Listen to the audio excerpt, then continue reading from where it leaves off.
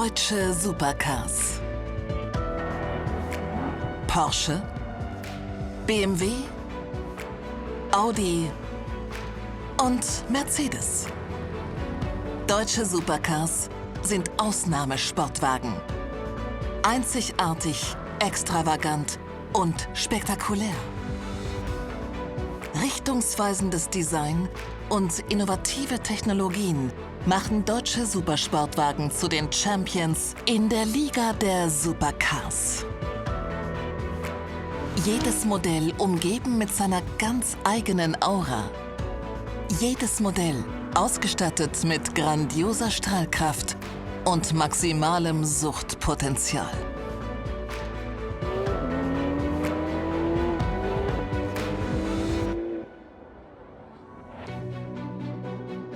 Deutschland ist das Land der Geschwindigkeit.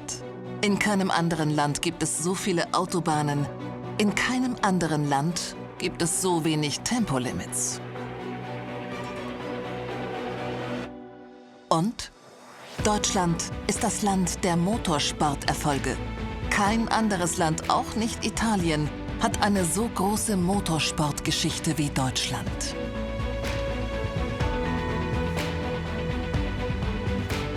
Kein Wunder, dass in Deutschland das erste Supercar der Welt gebaut wird, der Mercedes Typ S, ein Rennwagen mit Straßenzulassung. In den 20er Jahren ist er auf der Straße und Rennstrecke unschlagbar. Mit dem Typ 300 SL baut Mercedes kurz nach dem Zweiten Weltkrieg einen Supersportwagen, der für Jahrzehnte Maßstäbe setzt. Gitterrohrrahmen, Flügeltüren und die erste serienmäßige Benzindirekteinspritzung. Einen Gitterrohrrahmen hat auch eines der schönsten deutschen Supercars, der BMW M1 aus den 70er Jahren.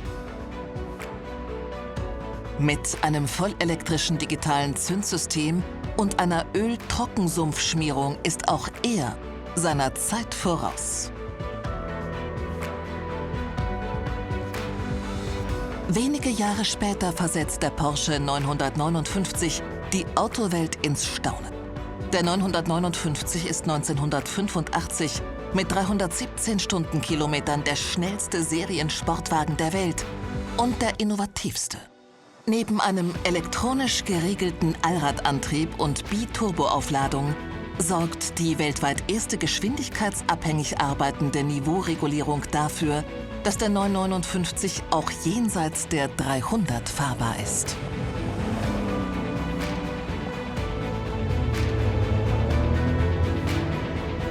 Damals wie heute liefern deutsche Supersportwagen eine Vielzahl neuer Ideen und Konzepte. Dadurch setzen sie nachhaltige Impulse für die gesamte Automobilwelt und sind Wegbereiter für die Zukunft der Mobilität.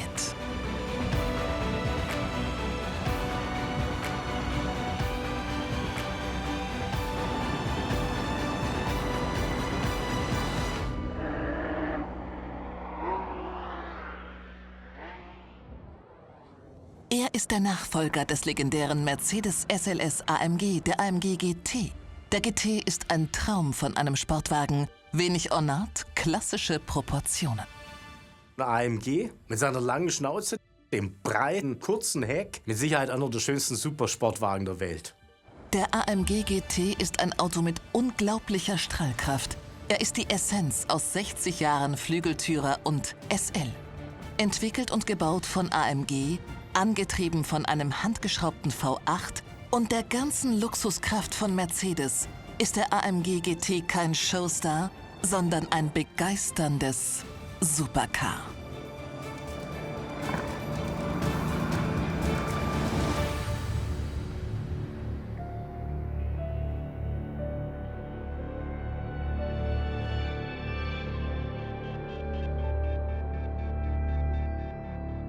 Keine Ecken, keine Kanten. Der AMG GT verzichtet auf Effekthascherei. Die Skulptur der Karosserie ist fließend und vermittelt das Gefühl, dass der Wind nicht den Hauch einer Chance hat, den AMG GT zu bremsen.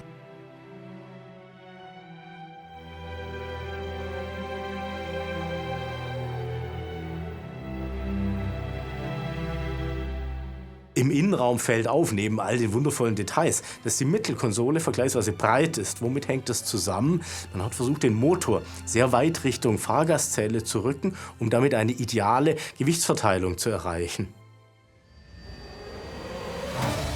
Der AMG GT ist ein Front-Mittelmotor-Sportwagen mit Transaxle-Konzept, Heckantrieb und fast perfekter Gewichtsbalance. Außerdem besitzt der GT den gleichen Aluminium-Space-Frame wie der SLS AMG.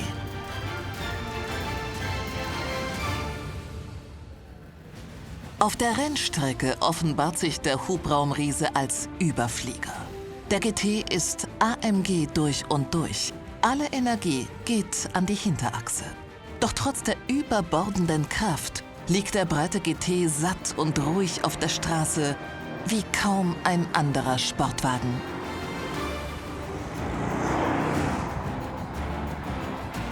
Ein AMG Supercar für die große Fahrt auch abseits der Rennstrecke, dank seiner überdurchschnittlichen Fahrstabilität, der hohen Laufruhe und der präzisen Lenkung.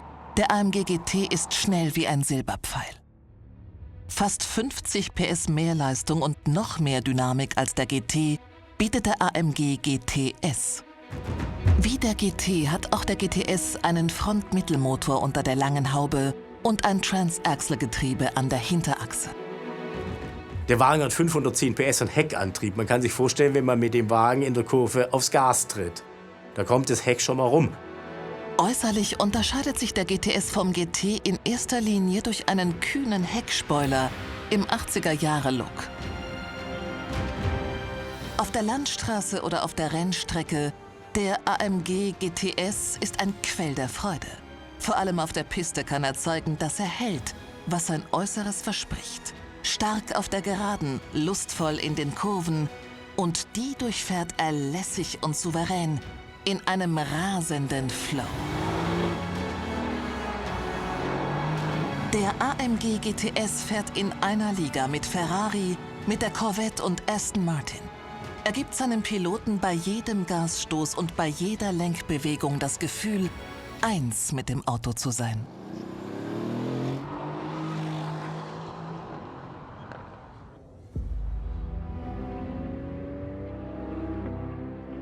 Es ist Porsche fahren auf höchstem Niveau.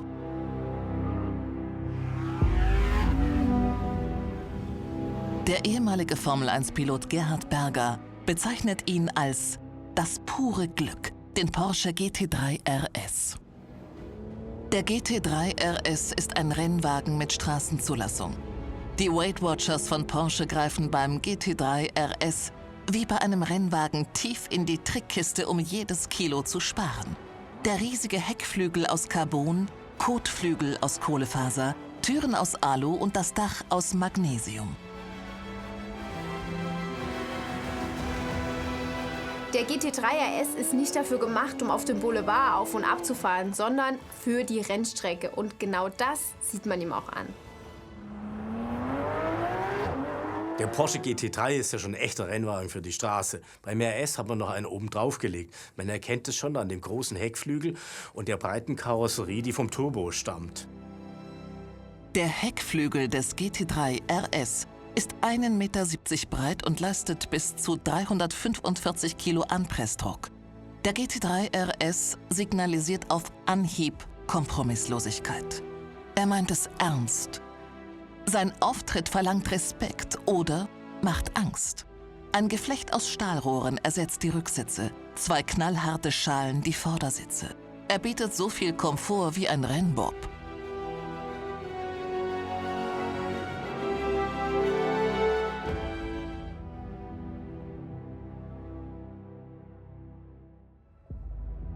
Der GT3 RS ist mehr als eine Fahrmaschine. Er ist eine Zaubermaschine aus Antrieb, Aerodynamik und Fahrwerk. Ein Katapult auf der Geraden, in den Kurven ein physikalisches Wunder, das auch noch jenseits der Glaubwürdigkeitsgrenze auf dem Asphalt klebt. Also in dieser Preisklasse gibt es kein anderes Fahrzeug mit so einer Performance. Der GT3 RS ist so nah am Renngeschehen wie vor ihm noch kein Serien 911er. Er gibt seinen Piloten jederzeit zu verstehen, dass er mehr kann als der Mann am Steuer.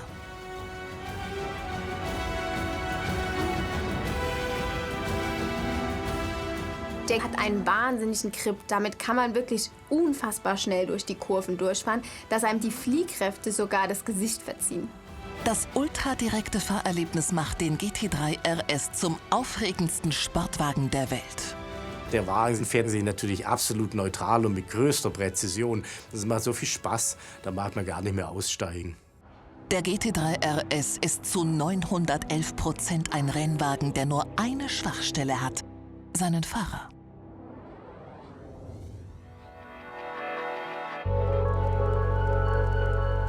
Ein Supersportwagen aus der Zukunft. Der erste einer neuen Generation, der BMW i8.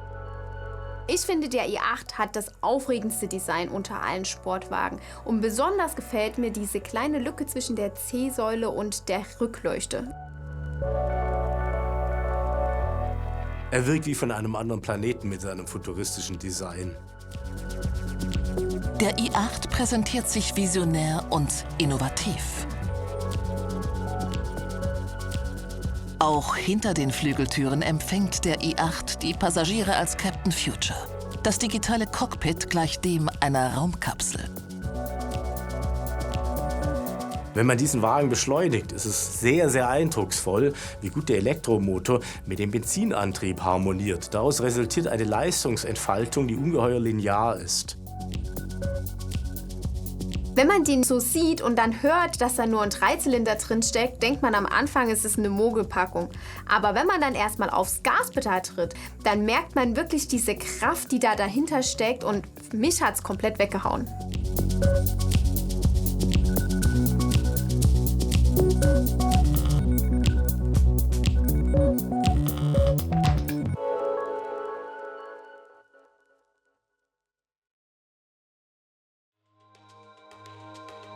Die Ladezeit der Batterien für den Plug-in-Hybrid beträgt zwischen 2 und 3 Stunden.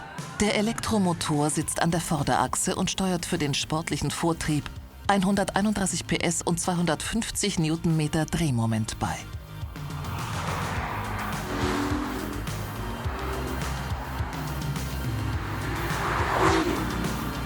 Soll es schneller gehen als im E-Drive-Modus, reicht ein Tritt aufs Gaspedal und der 1,5 Liter Dreizylinder-Turbo schaltet sich mit unerwarteter Vehemenz dazu. Der halbierte Sechszylinder ist ein beeindruckendes bayerisches Motorenwerk. Geschmeidig, drehfreudig, kraftvoll. Er schickt seine 231 PS an die Hinterräder. Das reibungslose Zusammenspiel zwischen Otto und Elektromotor ermöglicht mit insgesamt 362 PS eine Höchstgeschwindigkeit von 250. Der i8 ist der nachhaltige Star unter den Supersportwagen. Ein spektakuläres und starkes Stück Technik, ein Innovationsstatement.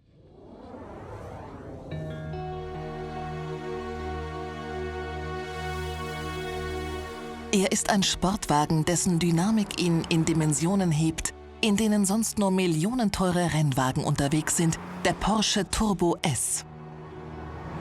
Die Krönung der 911er-Reihe ist natürlich der Turbo S. Obwohl er sehr breit ist und seitlich hinten die Lufteinlässe hat für den Turbo und den breiten Spoiler, wirkt er trotzdem nicht prollig, sondern immer noch dezent und elegant. Breiteres Heck und der legendäre Spoiler auf der Motorhaube, so unterscheidet sich der Turbo S von einem normalen Carrera.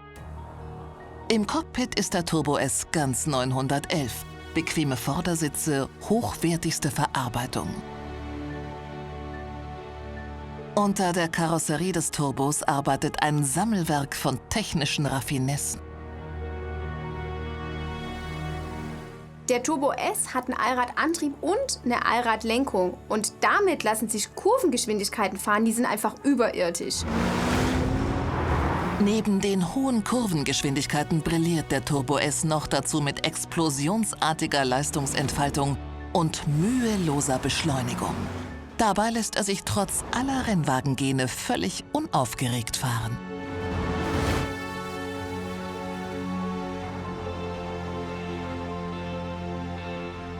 Der Turbo S zieht mit einer so unglaublichen Selbstverständlichkeit auch durch schnelle Kurven, dass nur Profis seine wahren Grenzen erfahren können. Der Turbo kann noch viel mehr, als sich der normale Fahrer überhaupt zutraut.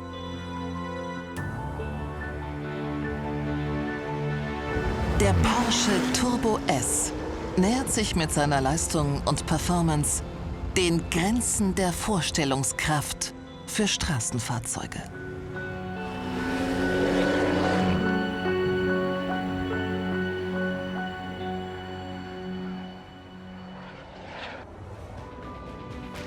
Deutsche Supercars brillieren mit atemberaubenden Leistungen, perfekter Technik und aufregendem Design. Sie gehören zu den schnellsten und spektakulärsten Supercars der Welt. Die zwei folgenden Sportwagen scheinen dazu mit ihren Leistungen die Gesetze der Physik außer Kraft zu setzen. Sie gehören zu der Sorte Supercars, über die Rennfahrerlegende Walter Röhrl sagt, ein Auto ist erst dann schnell genug, wenn man morgens davor steht und Angst hat, es aufzuschließen. Gebaut wie ein Rennwagen, stürmisch wie ein Hurrikan, der Audi R8 V10 Plus. Der R8 hat natürlich einen brachialen Antritt und dazu noch diesen kernigen Sound, den man heutzutage von diesen ganzen Turbomotoren schon gar nicht mehr kennt. Der R8 basiert auf dem Lamborghini Huracan und ist mehr als eine deutsch-bürgerliche Version des italienischen Supercars. Er ist mit 610 PS so heißblütig wie italienische Supersportwagen.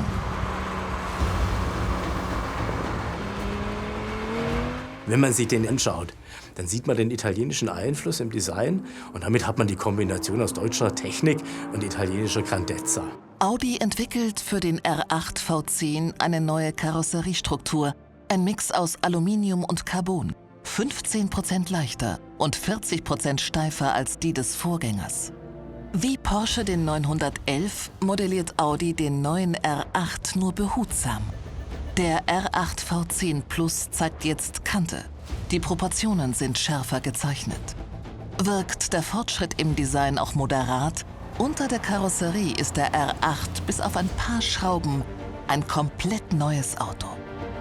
Im R8 herrscht Wohlfühl statt Rennatmosphäre. Die Innenausstattung mit Leder, Carbon und Aluminium spricht die Formensprache von Audi. Dazu blickt der Pilot auf ein virtuelles Cockpit.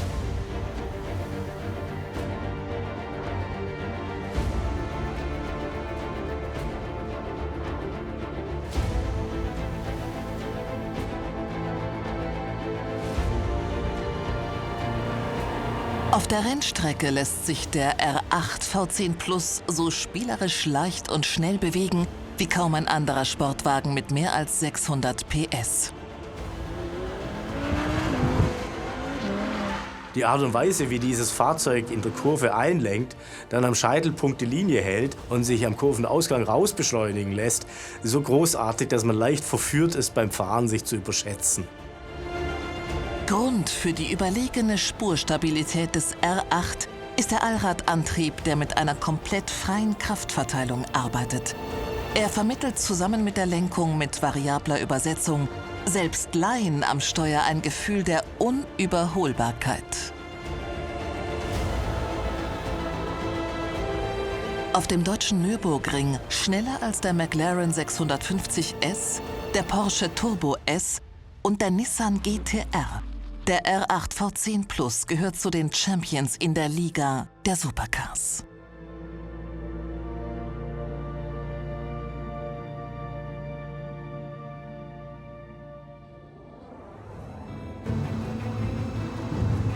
(2003) ist er der ultimative Supersportwagen, der Porsche Carrera GT. Gebaut für Le Mans kommt der Super Porsche als Serienauto auf die Straße. Damals wie heute ein automobiler Traum.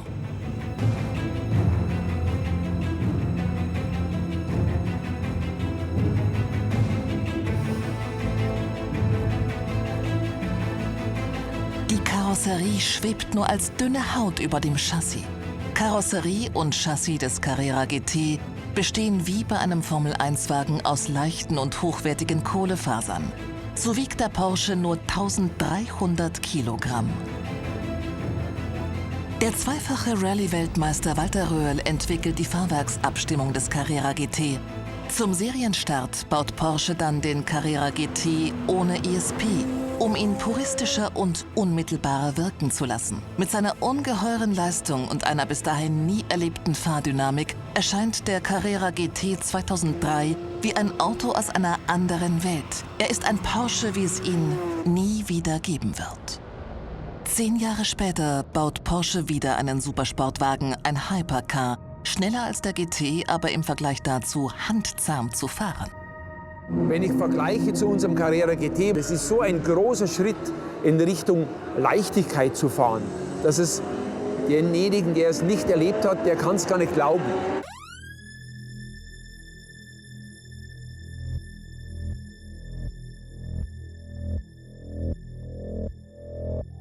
Er ist der schnellste deutsche Supersportwagen und der teuerste Kompromiss zwischen Elektroantrieb und Vollgas. Der Porsche 918 Spider. Wie schnell der Hybrid-Racer wirklich ist, zeigt er in Australien im Outback auf einem hunderte Kilometer langen Highway ohne Geschwindigkeitsbegrenzung.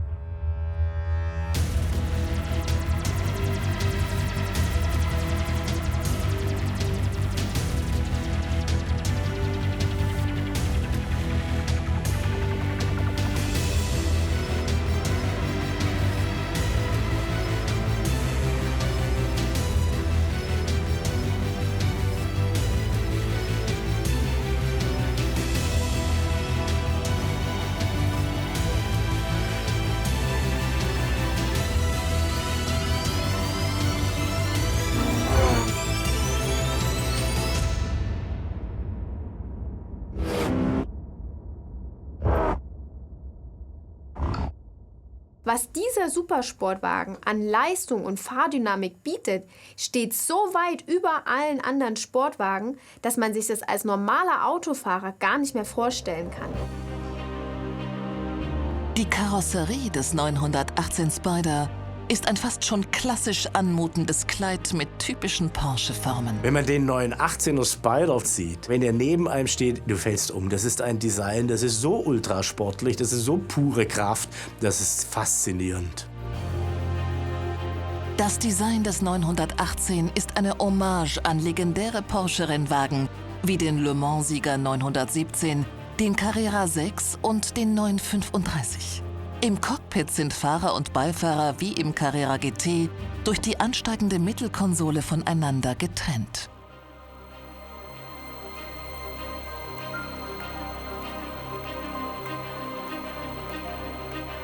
Der 918 hat die Kraft der 3 Antriebsherzen.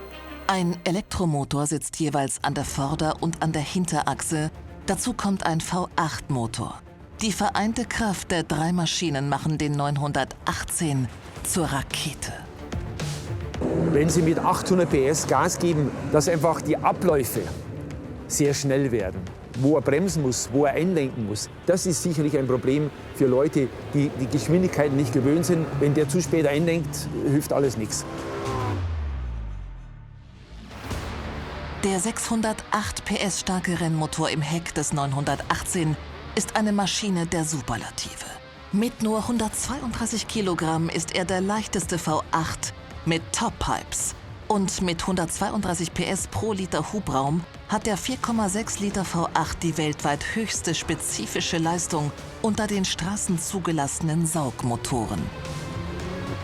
Was das Handling anbelangt vom Auto, ist es unglaublich. Also man fährt mit dem Auto und du verstehst die Physik nicht mehr auf dieser Welt. Wie das einlenkt, wie das vom Eck rausfährt, wenn ich da Vollgas gebe, das ist sehr, sehr, sehr beeindruckend. Die Fahrdynamik jenseits der Physik ist das Resultat des Zusammenspiels aller Motoren und Räder. Denn der E-Motor an der Vorderachse verleiht dem 918 die Traktion eines Allradantriebs. Also es ist etwas, wenn er einen Supersportwagen kauft, dass es schon eine Möglichkeit gibt, 800 PS mit einer gewissen vernünftigen Einstellung, dass er plötzlich als Umweltschützer dastehen kann. Er sagt, ich mache mir Gedanken über die Umwelt mit einer vollkommen neuen Technik. Der Porsche 918 ist ein Meisterwerk. Die Möglichkeit, mit 3 Litern Benzin 100 Kilometer weit zu kommen und den Nürburgring in 7 Minuten zu umrunden, machen den 918 zum ultimativen Sportwagen seiner Dekade. Im September 2013 startet Porsche-Werksfahrer Marc Lieb den einmaligen Rekordversuch. Der 918 Spyder soll als erstes Serienauto der Welt die magische Grenze von 7 Minuten auf dem Nürburgring unterbieten. Nach 73 Kurven und 20,8 Kilometern ist die alte Bestmarke um 17 Sekunden verbessert.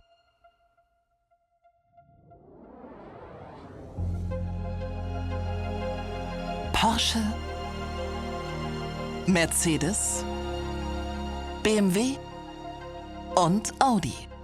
Deutsche Supercars sind Rennwagen für die Straße, ausgestattet mit dem Höchstmaß des technisch Machbaren. Sind sie weltweit Taktgeber für die Entwicklung der Supersportwagen.